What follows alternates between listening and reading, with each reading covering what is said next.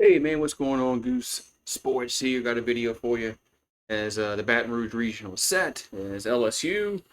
You're gonna have Dallas Baptist, and then Rhode Island, and then Little Rock is the four teams in this Baton Rouge Regional, and the winner of this regional faces off with the winner of the Clemson Regional. So we'll look at the some of the stats from the teams that are in this regional. As first off, we'll see. We'll go over. I believe this is. I believe this is Little Rock first.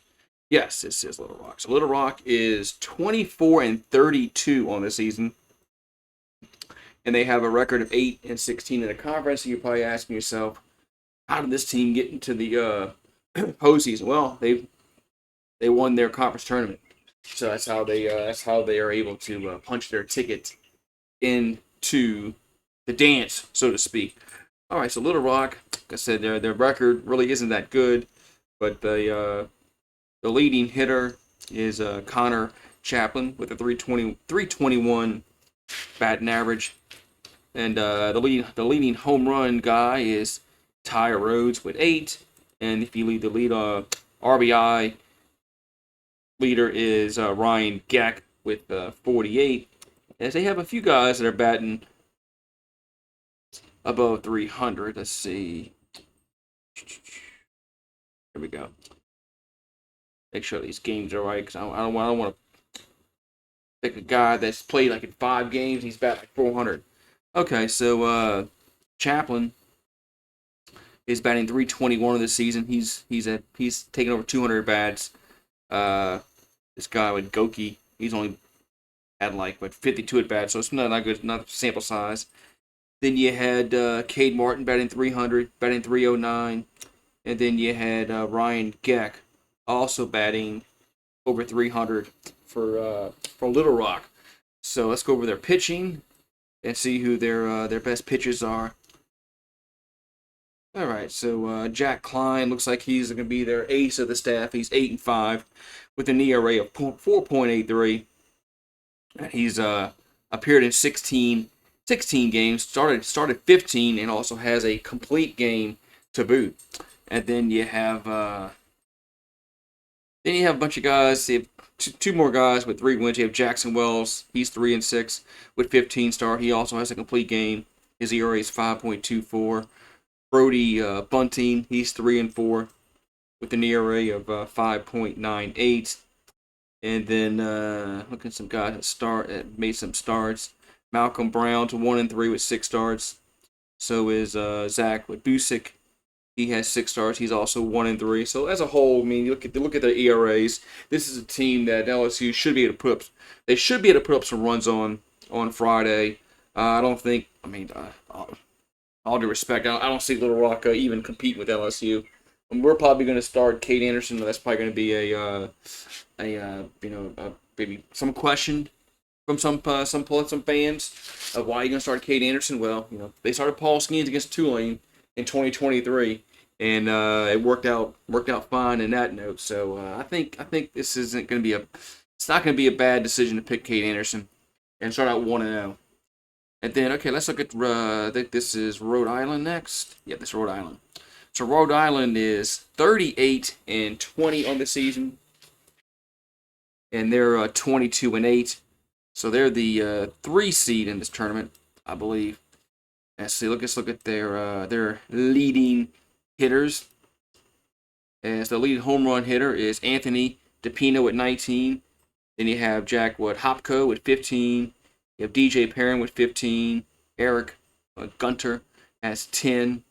So they got 4 guys they're batting that hit more than 10 home runs. And the big RBI leader is going to be Hopko with 80. You have Perrin with 66. Pino with 60. We got Gunter with 53.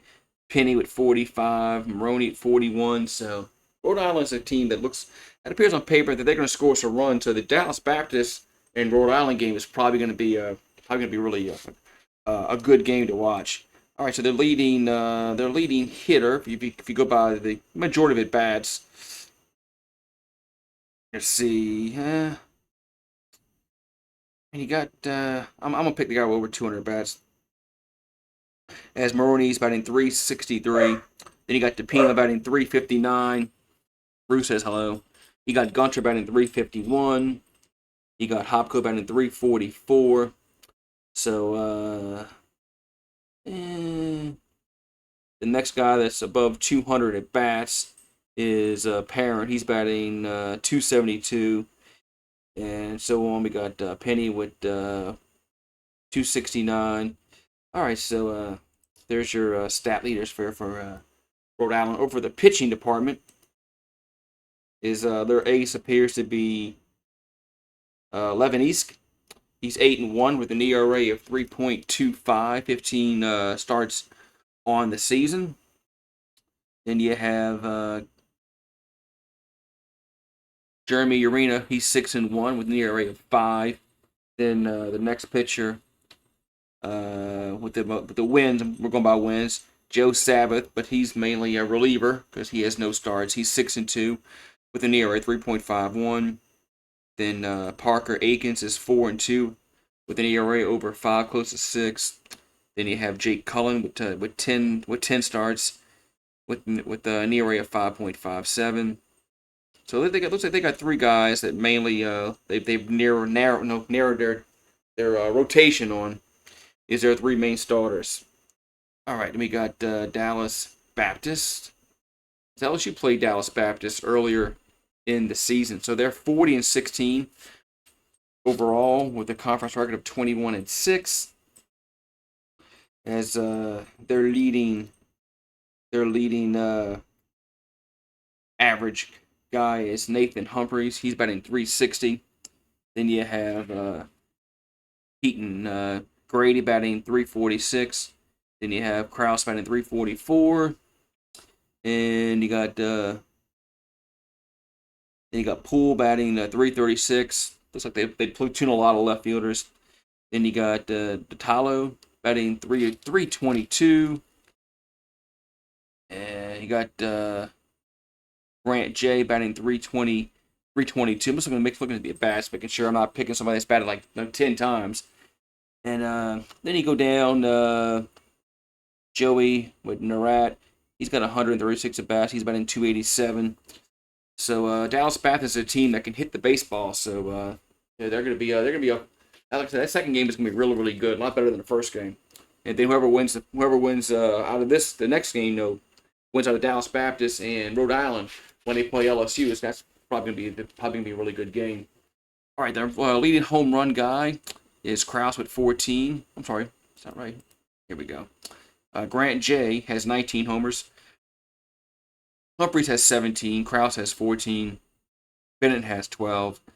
And you got Burgall with 7. Poole with 7. Then the RBI department, Krause has 69 RBIs. Humphreys has 66. Grant J has 59. Then you have Bennett with 34. Detallo with 33. Bergholt with 28.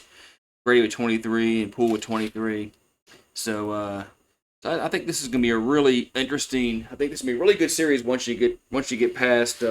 No disrespect to Little Rock, but they're going to get LSU's going to. I mean, they're going to go 0-2. They're going to lose the first game, and Little Rock is more likely going to lose the second game. So, but it's going to come down to probably LSU and Dallas Baptist. I think these are the best 2 teams in this regional, and of course they played earlier in the season, so it's going to be it's going to be interesting to see how it shakes out, because we're probably going to have to play this Dallas Baptist.